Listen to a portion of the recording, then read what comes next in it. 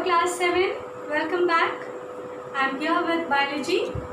Now listen, I think you must have watched the previous video. We have already started with chapter number 2.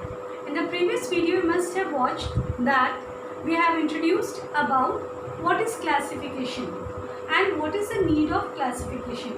So you see there are various advantages of classification because it helps us to study about various organisms in a better way and in easy way, okay, and it also gives us an idea about different kind of organisms which are present on our earth.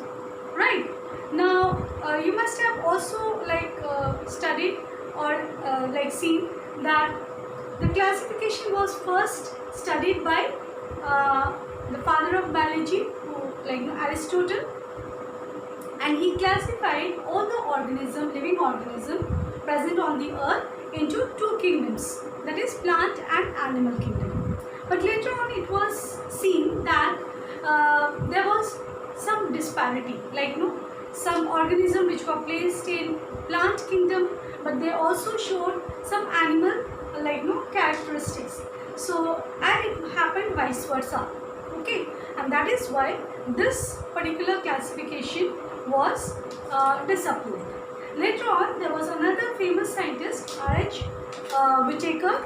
He again further studied about these organisms and then found that in the year 1969, he studied about all these organisms and grouped all these living organisms under 5 kingdoms. And I hope you remember all the 5 kingdoms.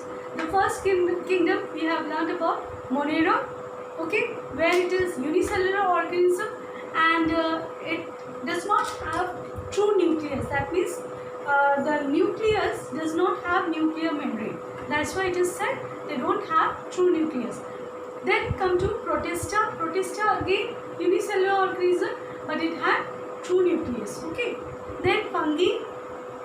In fungi we have seen they are unicellular, also multicellular, but they are basically heterotrophic in nature, okay. And then the 4th kingdom is plant kingdom or plantae kingdom, and the 5th kingdom is animalia kingdom. Right now in plantae kingdom we have seen all these type of organisms. They were from basically they were all multicellular organisms, and they had chlorophyll, and they had also the characteristics of performing photosynthesis. That means their mode of nutrition is autotrophic nutrition, right. Then animalia kingdom, again in animalia kingdom we have seen that it lacks in the cells, they lack cell wall, right. And then they are they also have multicellular organism. And in animalia kingdom there are variety of groups. Again further they are divided into subgroups, and which we will learn in the next chapter. So now today we are going to learn about Monera group, okay, or the kingdom of Monera. Now in the kingdom of Monera, as I have already said, they include all the unicellular organisms. Now basically what are their what is their basic features, or what are the characteristics of this particular Monera group. Now you can see on the board I have mentioned. So Monera group, first of all, it includes all the bacteria and blue-green algae. Now what is bacteria? Bacteria are the most primitive found organism on the earth, okay, and they are microscopic and single cell organism.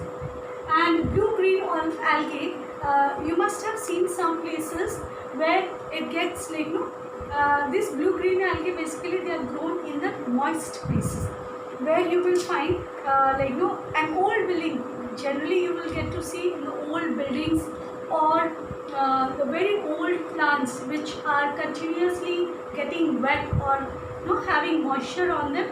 You will find that on the upper surface of the layer you will find some greenish like layer is getting deposited. That is nothing but that is blue-green algae. Okay, and they are also microscopic unicellular organism. So the next characteristics of this Monera group is all the organisms which are present in this group, they are unicellular and microscopic. You can understand unicellular means single celled organism. Okay, then they are found in, like, basically this bacteria and blue-green algae, they are found in every place, like in the air, in water, and on the soil, as well as they are found in the bodies of plants and animals. And not only that, they are also found in our body also. Okay, then the next characteristics of this particular kingdom, they are heterotrophic, and most of them are heterotrophic. Heterotrophic means they feed on other organisms. Okay, it can be either a plant or can be animal organism. And somewhere we have also found that in this group there are certain organisms which are green in color. Okay, as I said, like this one, blue-green algae. But of course, blue-green algae, like they are green in color. That means they are having chlorophyll in them. Okay, so they have the tendency of performing photosynthesis, and hence they can prepare their own food. Okay, so these are the basic features and characteristics of the Monera kingdom. Now in Monera kingdom, in widely we are going to learn about the bacteria. Now, as I said, what is bacteria? Bacteria are the most primitive found organism on the earth, and they can survive in extreme temperature. That means they can survive in extreme cold as well as they can survive in the extreme hot temperature. Okay, and about bacteria, see, bacteria, the word bacteria is a plural word. Okay, and if we have to say single bacteria, that means we will pronounce it as bacterium. Okay, and many bacteria, when they are there, then they are pronounced as bacteria. Okay, so the singular form of bacteria is bacterium, and so like plural form of bacteria is, as I said, bacteria itself. Now you see, these bacteria are found in different shapes. So now we are going to learn about the different shapes of the bacteria. Okay, so we are going to learn about the different shapes of bacteria. Okay, now you see, there are four different shapes of bacteria. The first shape, you can get to see here also in the page number 24. You see the diagrams are given of different shapes of bacteria. Okay, the first one is coccus, which is singular form, and it is it is plural form, and the singular form of it is singular form. Coccus is singular and its plural form is cocci. Okay, I know it is difficult terms, but you need to learn.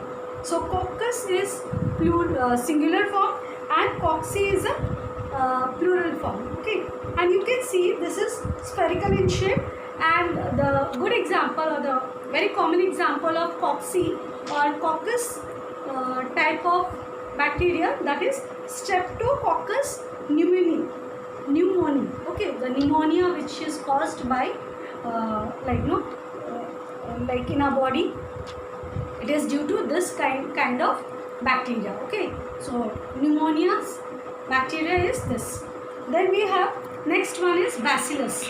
Bacillus is again a rod shaped. You can see the shape of this bacteria is rod shaped, and the very common bacteria example of this bacteria is lactobacillus, and which is responsible for making curd. Okay, in the milk. If you just put some of these bacteria in the milk, then the curd formation takes place. And if you have seen that, sometimes what happens, you have kept the milk outside, and in the morning, overnight you have just left it outside, and in the morning you will find that it has become little dense type of, means the bacteria has formed inside it, and those bacteria are numb. They are lactobacillus. Okay, which forms the curd. Then we have the next type of shape. You can see here spirillum. Okay, now spirillum is singular, singular bacteria, name of the singular bacteria. And if there are many spirillums are there, then they are known as spirilla or spirula. And you can see the shape of this bacteria is kind of spiral, like you have seen the spring, no? So they are spiral, coiled type of. And the example of this is Treponema pallidum. Treponema pallidum. You can see the example over here, okay? And then we have the last type of bacteria, which is known as Vibrios. Vibrios is like, it is somewhat like comma shape. Okay, it's very interesting. Its Vibrios is the singular form of Vibria, like Vibri. You can see here Vibrio. Okay, so Vibrio, many people say like Vibrio, or but then like correct pronunciation is Vibrio. Okay, it is a singular form of bacteria, and many like when there are many Vibrio, then they are called Vibrios. And the like very common example of Vibrio is Vibrio cholerae. Now this disease cholera must have heard. So this disease cholera is caused by this Vibrio cholerae. Okay. So here we complete the different shapes of bacteria. Now the basic structure of bacteria we will learn in the next class. And till then what you can do is just try to read this topic, and I will be giving you few questions in the I'll be giving you some questions which you will solve, write and send me for correction. And see, the questions are not very tough. All the questions what I have framed, it is based on the topic which we have done so far. That is the previous topic, the introduction topic, and also this topic. So including both the topic, I have framed few questions, and you can get the answer. You will get the answer in the book also as well as you can, if you just watch my video, there also you will find the answer. And definitely you have to take the help of the book. Okay, so just keep learning and take care. Bye bye.